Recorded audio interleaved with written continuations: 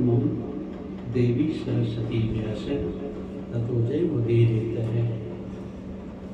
दीक्षा त्वया नाथ गदा विमूढ़ा, दीक्षा बिना नास्ति नरस्य मुक्ति। कहते हैं अगर जीवन यहाँ पर है किस लिए है? 84 लाख शरीरों को पार करते हुए मानव तक में आए। तुम्हारे संतों की वाणी है कि दीक्षा त्वया नाथ गदा विमूढ़ा, दीक्षा बिना नास्ति नरस्य मुक्ति। पहले भी ऋषि मुनियों के यहाँ कर्तव्य बनता था। हमारे जितने अवतार आए, राम कृष्ण परशुराम, ये सब जाकर के गुरु दीक्षा के साथ शिक्षा ग्रहण किया। पहले दीक्षा उसके बाद शिक्षा। तो ये कहना चाह रहे थे कि दीक्षा अगर होती है तो गुरु से इतना अभिन्न प्रेम हो जाता है। गुरु जो उसके जीवन बोलते हैं उसके जीवन के लिए वो शास्त्र प्रमाण बनता है। इसलिए पहले पढ़ा ली, ऐसी गुरुकुल पढ़ा ली थी, पहले दीक्षा के बाद तब शिक्षा दी जाती थी। आज वो संस्कार धीरे धीरे लुप्त होता जा रहा है। लोग शिक्षा पर ध्यान दे रहे हैं लेकिन दीक्षा पर कोई ध्यान नहीं देता है। इसलिए शिक्षा टिकाऊ नहीं है। अगर शिक्षा है तो कॉमर्शियल हो गई है, फिर कमाने की शिक्षा। कहते शिक्षा वो जो पहले था आध्यात्म जगत का, इस संसार का भी ज्ञान होता था और जिसलिए जीवन मिला वो भी वहाँ ज्ञान मिल जाता था। दीक्षा से वो आध्यात्म रास्ते जाता था और शिक्षा से भौतिक जगत, दोनों से ओतप्रोत होते थे। वो आज शिक्षा का महत्व है। बिना शिक्षा तो जीवन अधूरा हो जाता है। हमारे यहाँ राजनीति में बाबा साहब भीमराव अम्बेडकर हुए थे, उन्होंने सीधे कहा था कि शिक्षा वो शेरनी का दूध है कि जो इसको पिए वो दहाड़ेगा। ऐसा बताते हैं हमारे संतों की वाणी और शास्त्रों में भी बात आती है कि शिक्षा वह है जिससे जीवन का सत्य, जीवन का वास्तविकता, जीवन का यथार्थ, जीवन की परिपूर्णता हाथ लगे, वो शिक्षा है। शिक्षा व्यक्ति का सारा अभाव छीन लेता है। गहन अध्ययन करके देखना चाहिए। अगर हम आज के भौतिक जो शिक्षा है उसमें भी अगर आप बहुत गहराई के साथ डूबोगे, ये होगा व्यक्ति का सारा अभाव छीन लेता है। आपको उस पर अभाव नहीं लगेगा। शिक्षा अगर है आपके जीवन में, संसार कोई चीज कम लग रहा है तो कम नहीं लगेगा। शिक्षा इतना आपको अंदर से भर देगी, आपको इतना ज्ञान देगी, इतना आपको त्याग देगा। कहते हैं इतना ही नहीं, और जब व्यक्ति के पास शिक्षा पहुंचती है, कहते हैं तब उसे शांति, सुख, समृद्धि, साधना और श्रेष्ठता प्रदान कर देती है। तो शिक्षा उसके जीवन उतरती है। शिक्षा का सही अर्थ है कि शिक्षा व्यक्ति को निर्द्वंद बना देती है। इतना ही नहीं, निरापद बना देती है। और क्या करती है? निश्चिंतता कर देती है, निश्चिंत हो जाता है। जैसे मैंने कहा कि संतुष्टम सततम योगी यथात्माम धर्म निश्चय। कहते हैं शिक्षा हमारे जीवन जब आती है ना तो हमको बहुत संतुष्ट कर देती है। कुछ संसार का अभाव होगा, आपको तंग नहीं करेगा, आप उलझे में नहीं। शिक्षा ऐसी चीज रहती है। कहते हैं शिक्षा हमारे जीवन को भले ही सांसारिक पदार्थ कम हो, लेकिन उन परिस्थिति में भी शिक्षा हमें अकेले नहीं रहने देती। सांसारिक पदार्थ कम रहने पर भी शिक्षा वैसी स्थिति में भी हमको अकेले नहीं रहने देती। इतना आपके पास ज्ञान होगा कि हमारे पास समाज है, ऐसा लगता है। जिसके पास समाज हो वो बहुत बड़ा धनपति है। खाली रुपया पैसा ही नहीं धन होता है।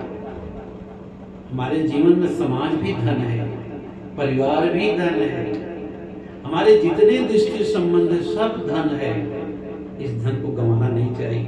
कहते हैं इतना ही नहीं, ऐसी परिस्थिति में शिक्षा हमें शांत, सहज और सहनशीलता भर देती है।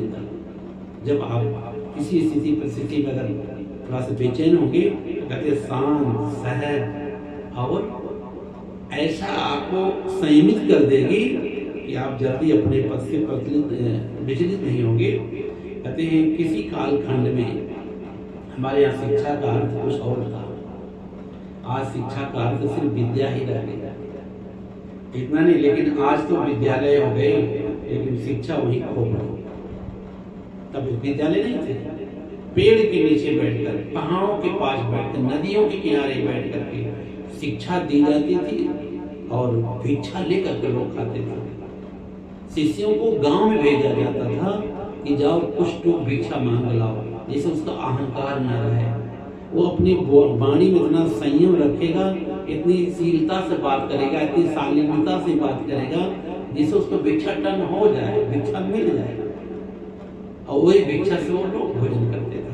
और आज शिक्षा तो सिर्फ ऐसी हो गई। और इतना नहीं, मेरा तो कहना सिर्फ यह है कि यदि सांसारिक व्यक्तियों के बेटा बेटियां अगर योग्य हो गए, चाहे वो गरीब हो तो, अगर उसके बेटे योग्य हो गए तो उससे बड़ा धनपति कोई हो ही नहीं सकता है। और जिसके बेटा बेटी योग्य नहीं है, वो कितना भी धनवान है लेकिन दरिद्र है।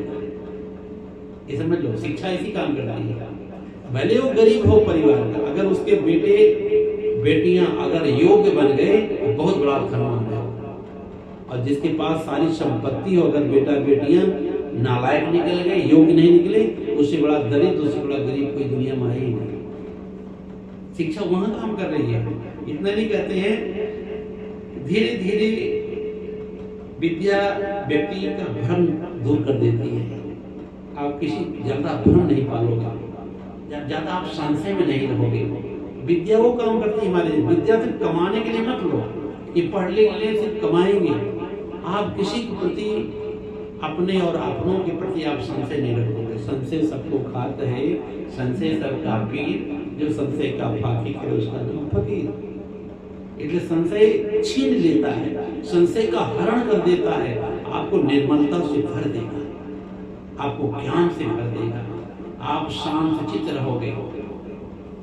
इतना नहीं कहते हैं, धीरे धीरे वो ऐसा स्थिति बनाएगा अपने अंदर, विद्या जो अंधकार को दूर कर दे और अंधेरे के वक्ष स्थल पर उजाले के गीत लिख दे। ऐसी शिक्षा होती है। अंधेरे के वक्ष स्थल पर उजाले के गीत लिखने वाली होती शिक्षा। अंधकार को दूर करके प्रकाश बदलता, अज्ञानता को हटा करके जो प्रकाश कर दे। जैसे अंधेरे में कोई रोशनी जल जाए, अंधेरा भग जाए, पता नहीं चले कहाँ जाए, उसी प्रकार से शिक्षा होती है। जब अज्ञानता को आप अपने से ग्रसित कर देती है अज्ञानता, वैसे शिक्षा वहां पर अपना तीर जला देती है। अंधेरा भग जाता है, अज्ञानता भग जाता है। कहते वो विद्या जो व्यक्ति को अस्थायी समाधान दे देती है।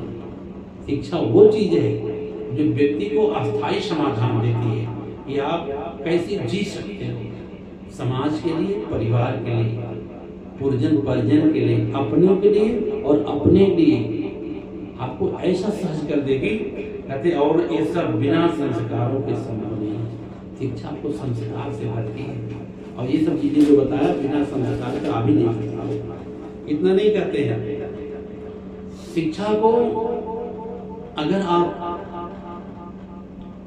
कुछ पल के लिए आत्मसात कर लिए तो आपको दूर तक देखने का आपकी दृष्टि हो जाती है। ऐसी शिक्षा होती है।